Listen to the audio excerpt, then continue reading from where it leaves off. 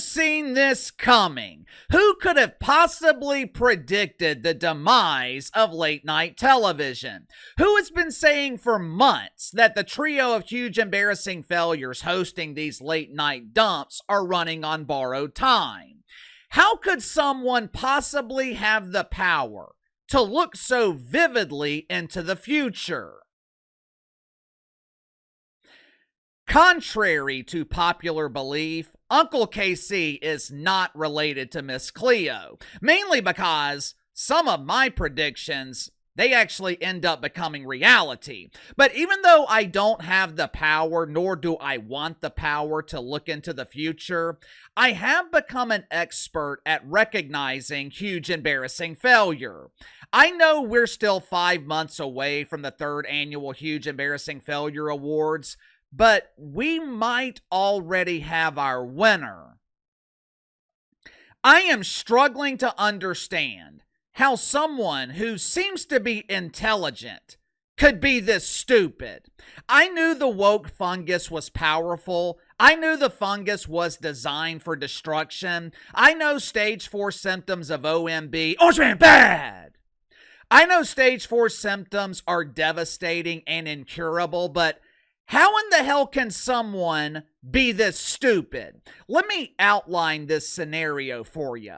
Imagine for a second, you are inheriting the golden goose. For example, you're inheriting a YouTube channel with millions of subscribers, millions of views every week. Not only are you given the channel, keyword given, you're also given a salary of $15 million a year, or as the WNBA would call it, annualized losses. All you have to do is maintain it. All you got to do to maintain it is remain balanced.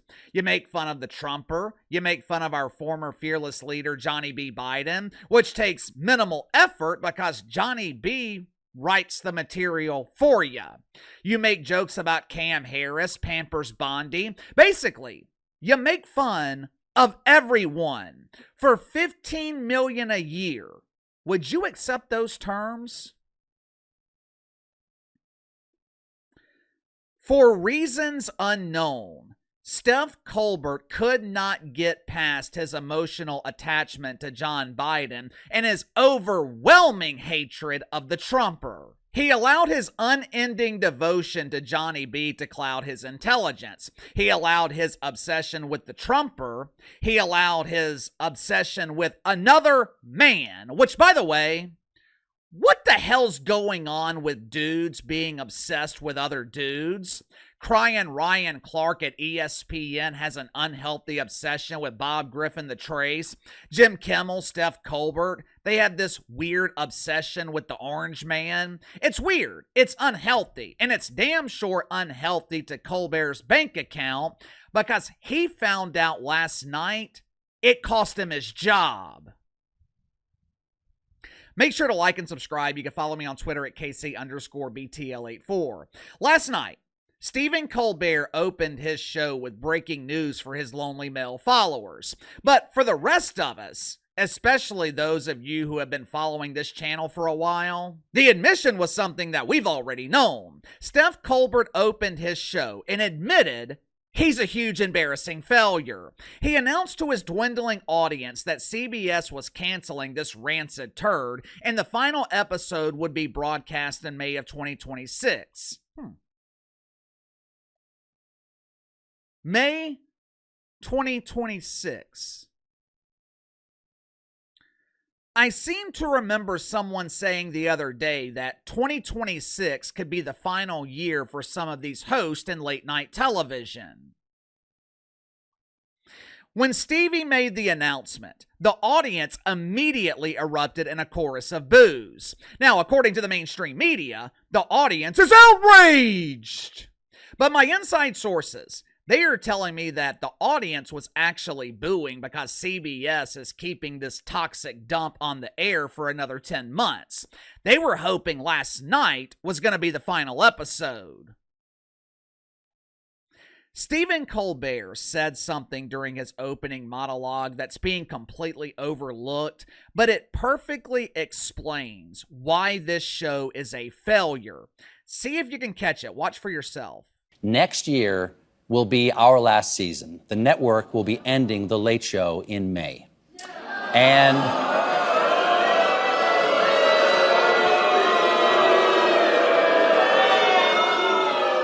yeah, I share your feelings. It's not just the end of our show, but it's the end of The Late Show on CBS. I'm not being replaced. This is all just going away. We get to do this show for each other every day, all day. Stephen Colbert unintentionally provided the reason for his own demise. We do this show for each other every day, all day, every day, all day. Yeah, you damn sure did this show for each other, and that's why everyone else refused to watch it. If you're a content creator, you don't do the show for yourself. You think I like watching the Yentas on The View? You think I enjoy spending a Tuesday night watching Angel Reese and her helicopter layups? Counting the remaining hair on Joy Reid's rapidly balding head? That's not how I prefer to spend my time. But I do it, and I gladly do it because I know the type of content my audience prefers. I don't do this show for me. I do it for you. If I was doing this show for myself, I would be bankrupt. I would be sitting at the table with Stephen Colbert filling out job applications. As expected, the mainstream media, they have been busy polishing the turd. They're inventing all these excuses as to why Stephen Colbert was fired. Well, KC, he wasn't fired. CBS decided not to renew his contract, and they're getting out of the business of late night. Yeah, that's a sympathetic way of saying you're fired. According to the media, Steph was fired because he criticized CBS Monday night for settling their lawsuit with the Trumper, or he was fired for constantly bashing the Trumper. The media is claiming that his performance cannot be the reason that he was fired. Our beloved Stevie is the #1 show in late night. He is the champion. This doesn't make sense. Something sinister's going on here.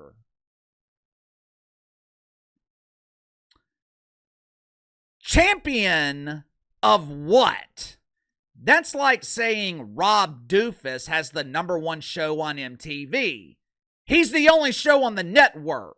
Just because Steph Colbert is a lightweight failure compared to the gems, it doesn't make him any less of a failure. Networks don't cancel shows because they're popular. Networks don't cancel shows because they're generating millions of dollars in profit. In the vast majority of cases, there is one reason that networks cancel shows.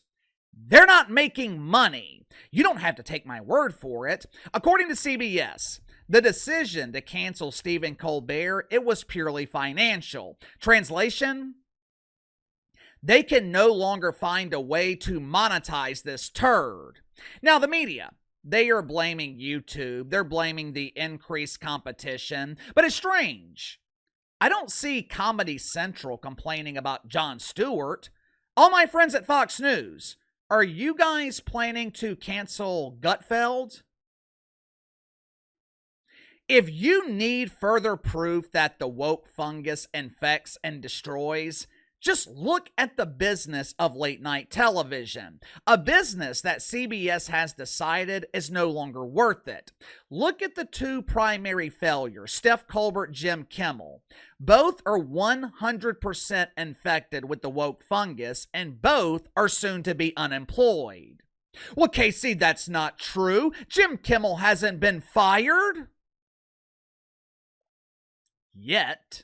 Speaking of Jim Kimmel, he's on vacation this week, but he pranced away from his wife for a brief moment to send a clandestine love letter to Stevie. Dear Stevie, it's me, Jim. I love you. I can't believe they bruised your caboose, but don't you worry. I have plenty of preparation H, and I'm highly trained in the application process. Your bestie, Jim.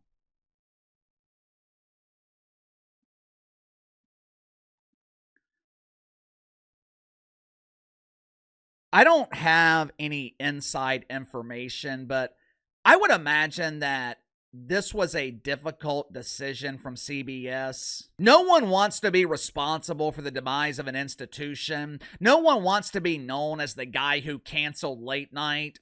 CBS has been in the business of late night for over 30 years. NBC's been in the business longer than most of us have been alive. But these networks are responsible. They're the ones who allowed this to happen.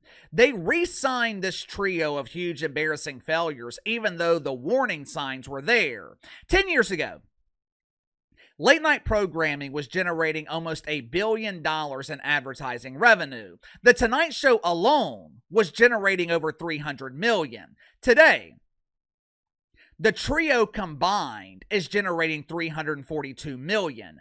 That dog won't hunt. Late night is expensive to produce. You got 2-3 guests per show. These shows used to be produced 5 nights a week. That's 15 flights, 15 hotels, 200 people on staff. You're talking about tens of millions, maybe $200 million of expenses. When each show was generating $300 million in ad revenue, it was fine. But you lose 60% of that number, you got a serious problem. For years, I have been telling you guys that the biggest problem in late night television, the host. These executives at CBS, they're not stupid. If I could figure this out, I know for damn sure they knew the hosts were the problem, but they refused to do anything about it. And if I had to guess, they refused to take action because they were afraid of the backlash, kind of like the backlash CBS is getting right now. The problem is, now it's too late. These networks have been so tainted, the stain of the woke fungus can't be removed. Now, to their credit, Comedy Central took action. They noticed that Travis Noah was tanking the network. They noticed that the rotating panel of unknown failures couldn't draw flies to a fresh turd. They begged Jon Stewart to return, and immediately, The Daily Show was a success. The networks waited too long. I hope Jim Kimmel is saving his money because he's next. Well, Casey, it doesn't matter. Steph and Jim are going to be fine. I heard that CNN and MSNBC will offer them millions to compete with Greg Gutfeld.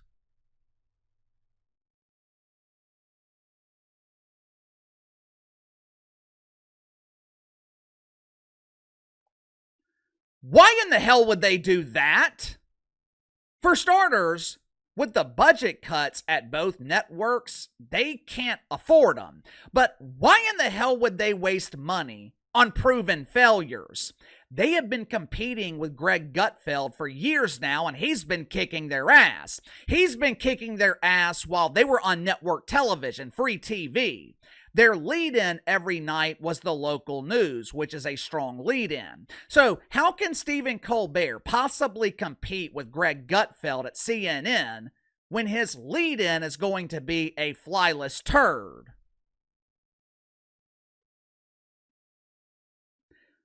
Mark my words, Jim Kimmel is next. Sound off in the comments below. I'll see you guys later.